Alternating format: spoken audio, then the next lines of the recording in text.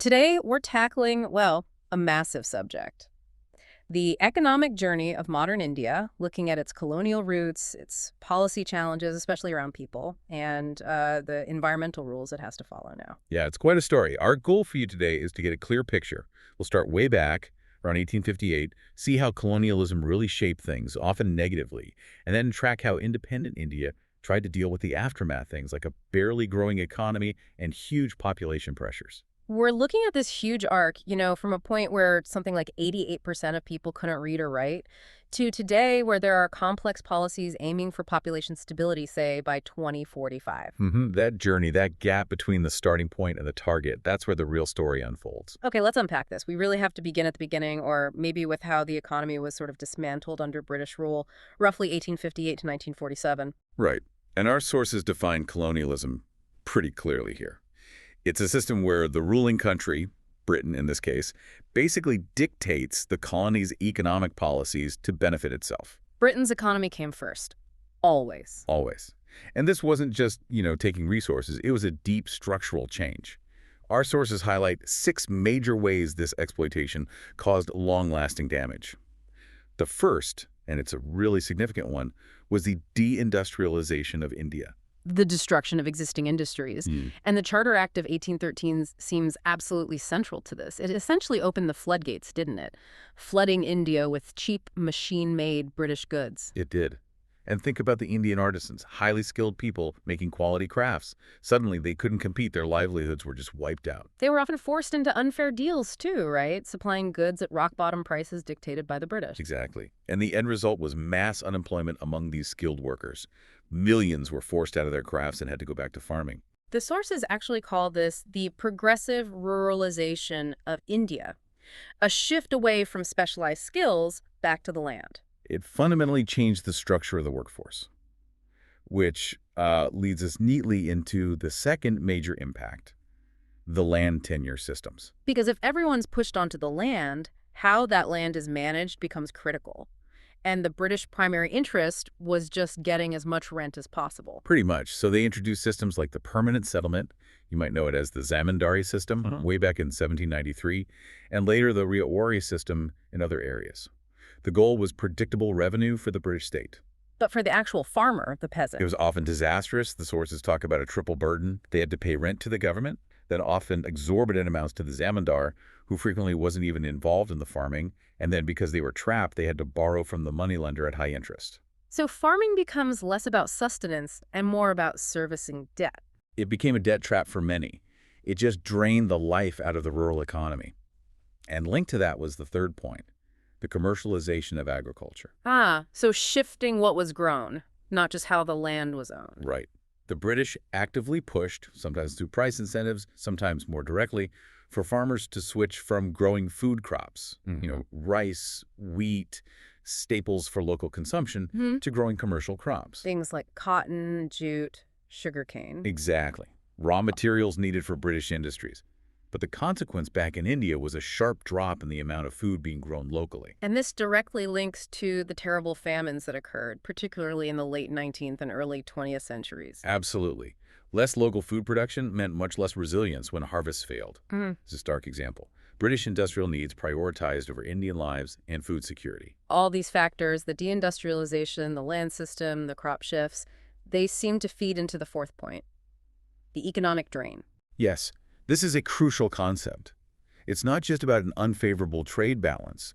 It refers to a significant chunk of India's national wealth, its own product, being transferred directly to Britain for reasons unrelated to any economic return for India. So money leaving a country that wasn't payment for goods or services received. Correct. Think about salaries and pensions for British officials working in India, but paid from Indian revenues. Interest payments on loans taken out by the British administration in India, again, paid from Indian revenues. Profits from British investments being sent back to Britain. And the scale of this? Nationalist economists at the time did the calculations.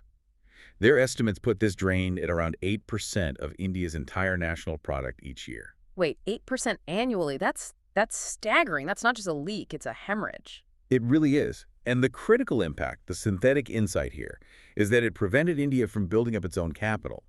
The money needed for India to invest in its own industries, its own infrastructure, was systematically siphoned off. So it directly fueled Britain's industrial growth while ensuring India remained underdeveloped, locking it in place. Precisely. The fifth point, the trade pattern shift, is almost a summary of this.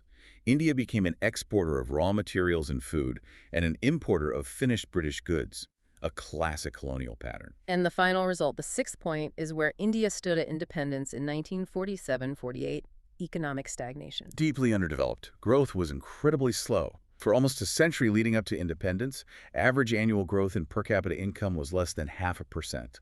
Almost zero progress for generations. The specific numbers from around 1948 are just stark. Per capita income, a mere 225 rupees. We mentioned the illiteracy rate earlier, 88%. And look at basic infrastructure. The total electricity generation capacity for the entire country. Just about 2,100 megawatts. That's barely enough for a medium-sized city today. What's fascinating here is how these 6 factors created the initial low starting point for independence. That 2,100 milliW figure, it tells you everything about the school of the challenge. This deep underdevelopment framed every single policy problem that independent India faced, especially concerning its people, its human resources. Right, because that lack of development, that structural weakness, meant the new government was immediately grappling with huge human resource challenges. Our sources point to 3 key characteristics. Yes. First, just immense population pressure, a very large population on a very underdeveloped economic base. Second, related to that, a high dependency burden, meaning a large proportion of the population is economically inactive. Children under 15, elderly people over 64. They depend on the working age population, which puts a huge strain on resources. And that working age population itself faced the third challenge, widespread unemployment. Crucially, this was structural unemployment. It wasn't the cyclical kind you see in developed economies during a downturn. Okay, explain that difference. Cyclical unemployment is temporary, due to a dip in demand. Structural unemployment is long-term, baked into the system, because there's a fundamental lack of capital, not enough factories, infrastructure, machinery, the means of production to employ the available workforce. A direct legacy of that colonial economic drain and lack of investment we talked about. Absolutely.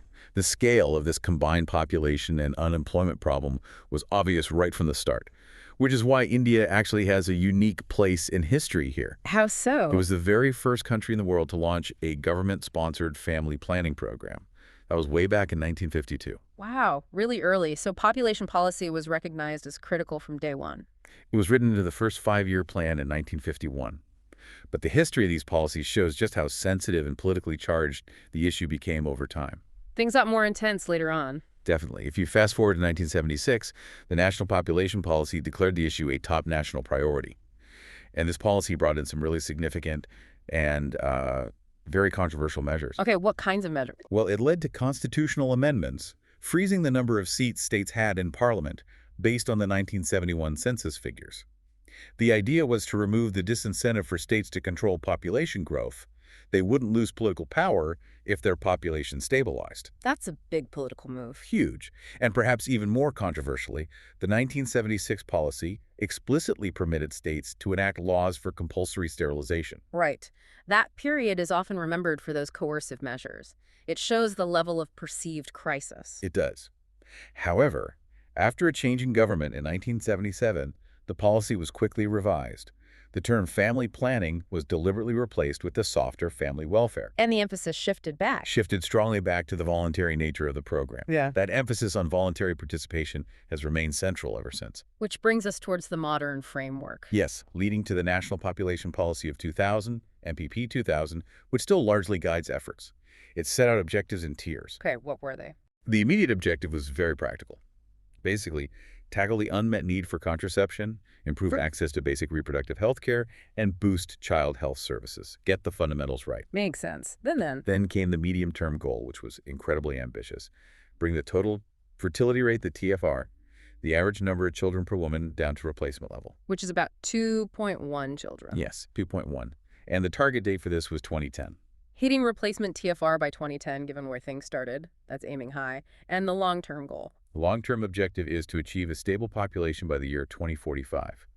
This date was chosen to align with broader goals for sustainable economic growth and environmental protection. So stabilization by mid-century. And were there specific targets alongside these broad goals? There were. NPP 2000 included specific socio-demographic goals targeted for 2010 to help achieve the TFR goal. Things like reducing the infant mortality rate, the IMR, to below 30 deaths per 1,000 live births. And for mothers? Reducing the maternal mortality ratio, MMR, to below 100 deaths per 100,000 live births. Plus, promoting delayed marriage for girls, ideally after age 20. Beyond the official policies, were there other general pushes? Sure. The sources mention broader measures, too. Economic ones, like trying to increase employment to ease population pressure indirectly. Social measures, like encouraging later marriage. The legal minimums are 21 for males, 18 for females.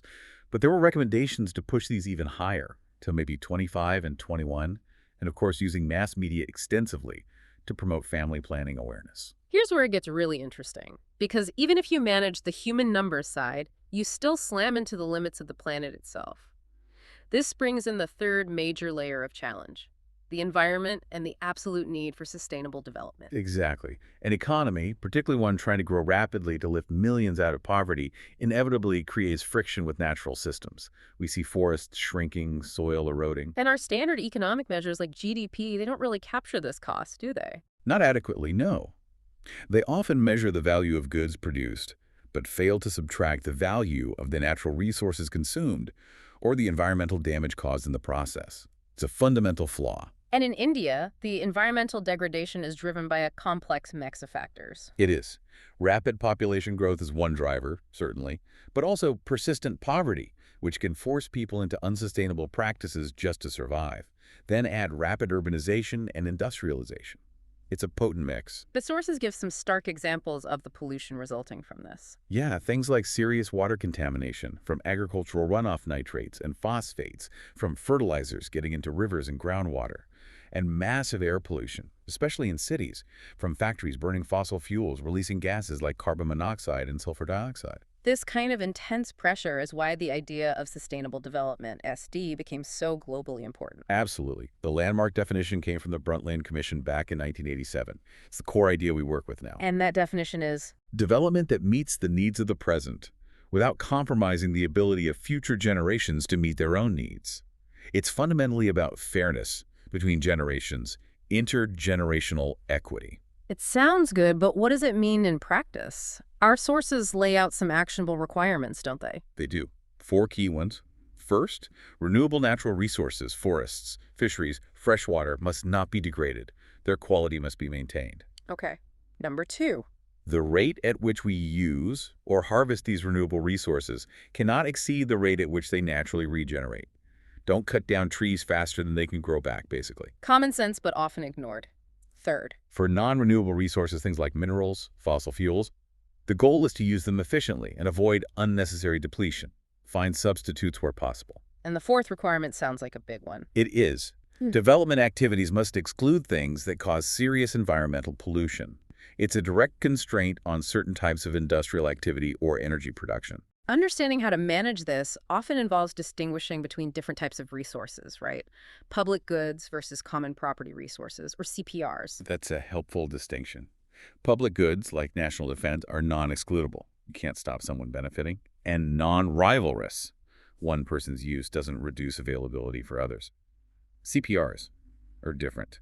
How so? CPRs think of the atmosphere, oceans, maybe shared grazing lands or forests, are also generally non-excludable. It's hard to stop people using them.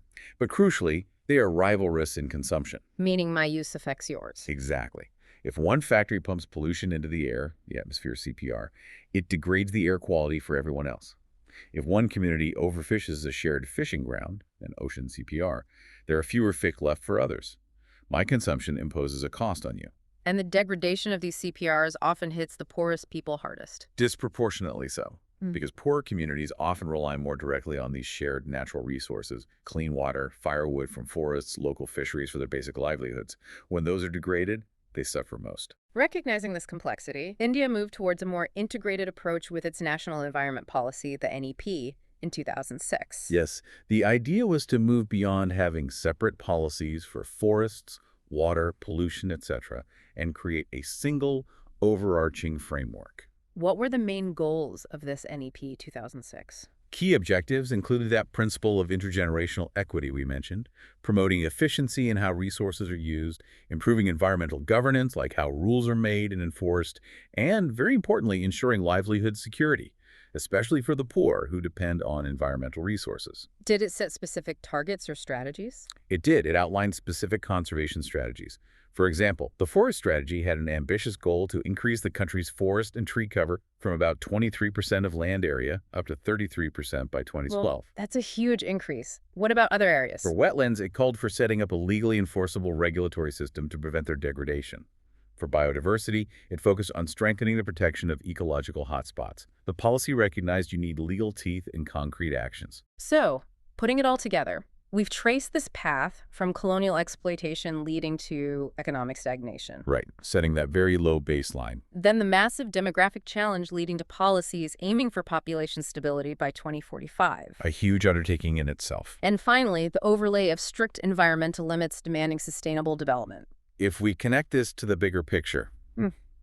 the whole story is really about this constant tension. You have ambitious national policies trying to fix historical problems and manage present realities, but then you have the immense difficulty of actually making those policies work effectively on the ground. That implementation gap. That failure to implement fully, it remains a defining hurdle. It connects everything. And we see this clearly when we link policy areas back to the beginning.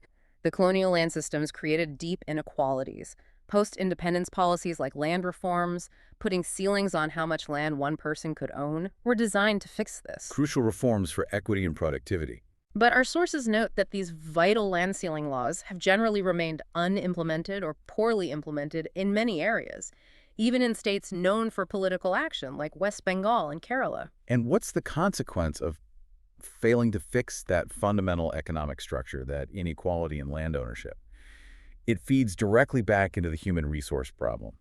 High structural unemployment. There's a direct link. A very direct link. Take Kerala, for instance, one of those states where land reform stalled.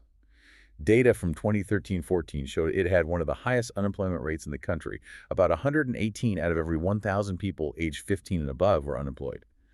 The failure to reform the past continues to generate problems in the present. So what does this all mean for you?